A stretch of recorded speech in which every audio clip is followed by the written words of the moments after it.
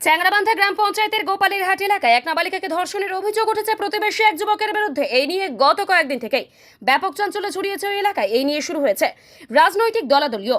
মঙ্গলবার শাস্তির দাবি চেয়ে ওই এলাকায় অবস্থান বিক্ষোভ করেন তৃণমূল কংগ্রেস, যেখানে নেতৃত্ব দেন তৃণমূলের কোচবিহার জেলা সভাপতি অভিজিৎ দেবভৌমিক। তারা দাবি করেন প্রতিবেশী ওই যুবক বিজেপি দল করেন। তৃণমূলের অবস্থান বিক্ষোভের পরেই মাথাভাঙ্গা থেকে কর্মসূচি সেরে ওই এলাকায় এসে নির্যাতিতার পরিবারের সদস্যদের সাথে কথা বলেন রাজ্যের বিরোধী দলনেতা শুভেন্দু অধিকারী।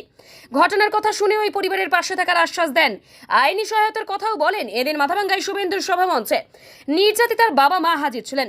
এই নিয়ে কি জানিয়েছেন শুভেন্দু অধিকারী এবং দলের জলপাইগুড়ি জেলা সাধারণ সম্পাদক দধিরাম রায়, শুনুন। এদিন মাথাভাঙ্গা কর্মসূচিতে শুভেন্দু অধিকারী ছাড়াও প্রাক্তন মন্ত্রী নিশীথ প্রামাণিক, বিধায়ক সুশীল বর্মন, মালতী রাভা, সুকুমার রায়, দীপক বর্মন প্রমুখ ছিলেন। আপনার মেয়ে কিছুদিন আগে ধর্ষিত হয়েছিল, টিএমসির নেতা করছিল, এই সম্বন্ধে কিছু বলবেন? হ্যাঁ, কি হয়েছে বলেন তো ঘটনা?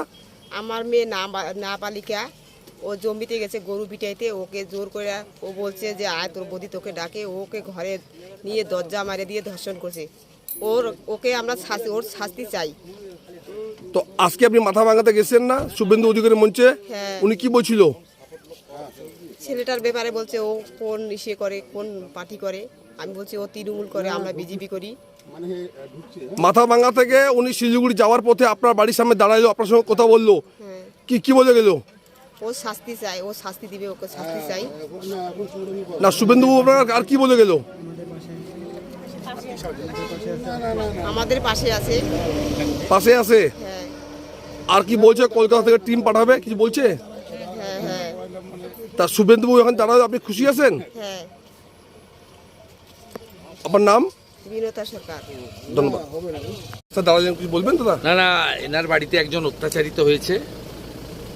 এরা বিজেপি সমর্থক। বিজেপি সমর্থক না হলেও এরা অত্যন্ত নিরীহ সাধারণ মানুষ। আমি রাজ্যের বিরোধী দলনেতা, এরা আমার কাছে মাথাভাঙ্গাতে গেছিলেন। এটা নিয়ে তৃণমূলের কেউ রাজনীতি করার চেষ্টা করছেন।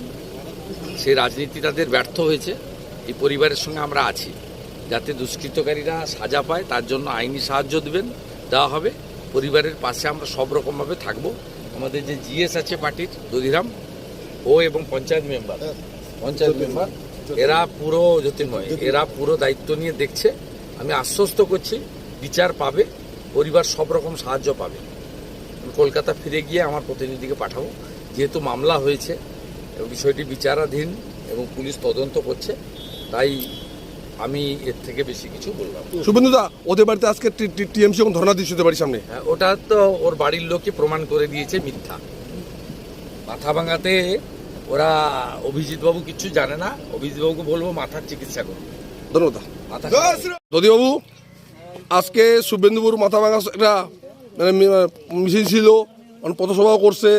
মাথাভাঙ্গাতে কোন জায়গায় ঘটনা ঘটছিল, প্লাস চৌরঙ্গিতে একটা নির্যাতিত মহিলা মেয়ে, তাকে ওদের পরিবারকে আপনি ওখানে গেছিলেন।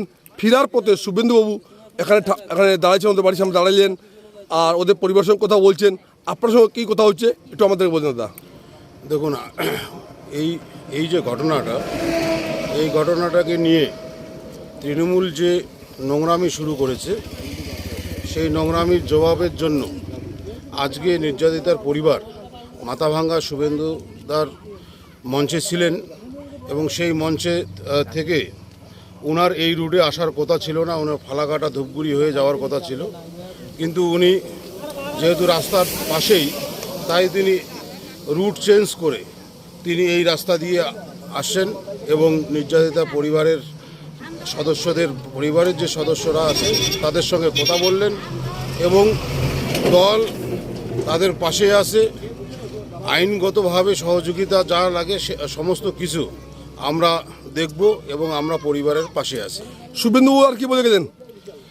শুভেন্দুদা পরিষ্কার বললেন যে দল পাশে আছি, আমি পাশে আছি এবং আমরা যারা ভারতীয় জনতা পার্টি করি আমরা সকলেই এই পরিবারের পাশে আছি এবং যাবতীয় সহযোগিতা আমরা তাদের সঙ্গে করব। কলকাতা থেকে কোনো টিম আসবে? শুভেন্দুদা বলেছেন তার প্রতিনিধি দল ওনার বাড়িতে আসবেন, এসে খোঁজ খবর নেবেন। ধন্যবাদ দাদা।